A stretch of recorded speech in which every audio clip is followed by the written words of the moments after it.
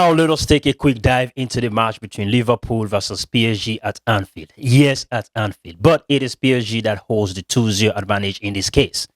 So meaning Liverpool will have to come out and play. And when I mean come out and play, it has to be a performance that is completely different from what we saw against PSG in France. Because I don't even know what that was about, the 3-4-3 formation that Anisla pulled up with against PSG, because you cannot do that. We have watched Liverpool all season. Even with 4 defenders, they have struggled big time. This is the worst I have seen of Virgil van Dijk. So for him to even think remotely and try to experiment a 3-4-3 formation against a PSG team like that, that was complete disaster. And it's not by any surprise that Liverpool had about 30% of the ball, because PSG dominated that game possession-wise and every other statistical category in that game. So I am expecting something different. I mean, he has to go back to the 4-2-3-1 or at least the 4-3-3 formation. Other than that, it will be a problem. But anyways, whatever formation Liverpool go back to, they will have to press PSG and make them uncomfortable, however you want to look at that. When I mean press, I don't mean they have to go all over the field every single time, all over the place.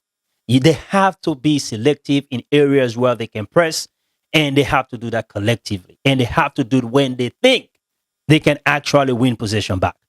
Because if you stretch or overstretch the game against a PSG team like that, it is going to be a problem. Because on the break, PSG is deadly. It is deadly. They have players like Kvaratskhelia, Desire Doué, and Ousmane Dembele, current Ballon d'Or winner. So you don't want to stretch the game way too open, especially for a start. So yes, press, but do not overpress. Because when you talk about pressing, first of all, PSG have midfielders that are very much press resistant in the profile of Vitinha and João Neves. So those are guys you don't just want to go all the way. Because if they suck you in, one pass is enough to release those other three guys that I mentioned in that Paris Saint-Germain attack. So that is something Liverpool will have to be very, very mindful of. And it's going to be difficult because they will need to get way more than 30% of the possession to be able to get chances against that PSG team. So which means they're looking at possession plus pressing and be able to be clinical when they have those goal scoring opportunities. So for PSG, we know Luis Enrique is not going to change. It is about control and possession. And we know he can, add a little seasoning, which is the counter-attacking system as well to his game. So again, I talked about control, right? So Vitinha, João Neves, that is what they do best.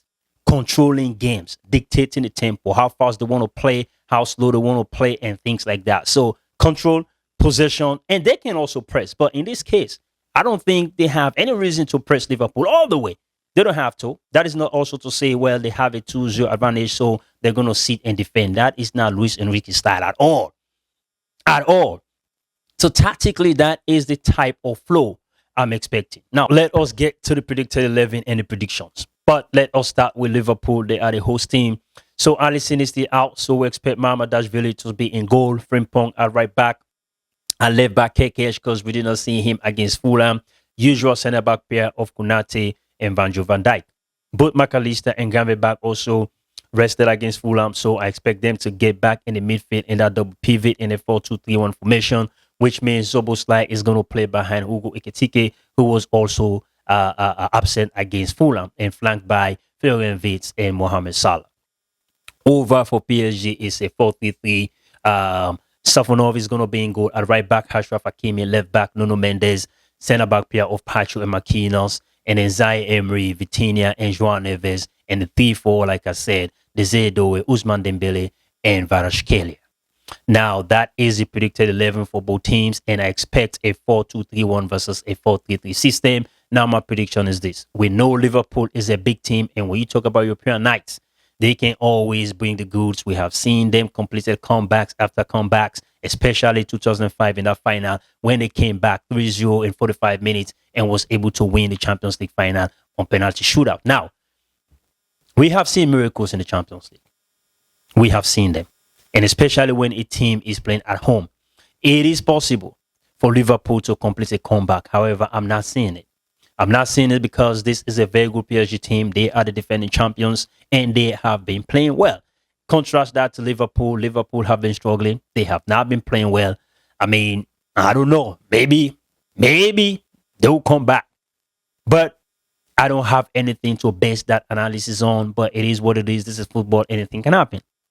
However, though, the best I think Liverpool can get here is a draw. The reason why I said that is because with a 2 goal deficit, right, you want to go out and try to get a goal. And each time you do that against a team that can control, that can possess, and can also punish you on the break, it is a high risk football. However, you have to do it because you have a 2 goal deficit. So once you do, you stretch or overstretch the game, that is going to play to the advantage of Paris Saint-Germain. And that is a problem. It is a problem. So if that is the case, PSG might just win the game again. Might just win the game again. So I don't think Liverpool will eliminate PSG at all. I'm not seeing it come back. But if it does happen, we'll get back here and react to the match and of course give our post-match analysis. But let me know what you think in the comment section. This is football. It is why we love the game. Let us comment. Let us engage. Until then, catch you later. Stay blessed and peace out.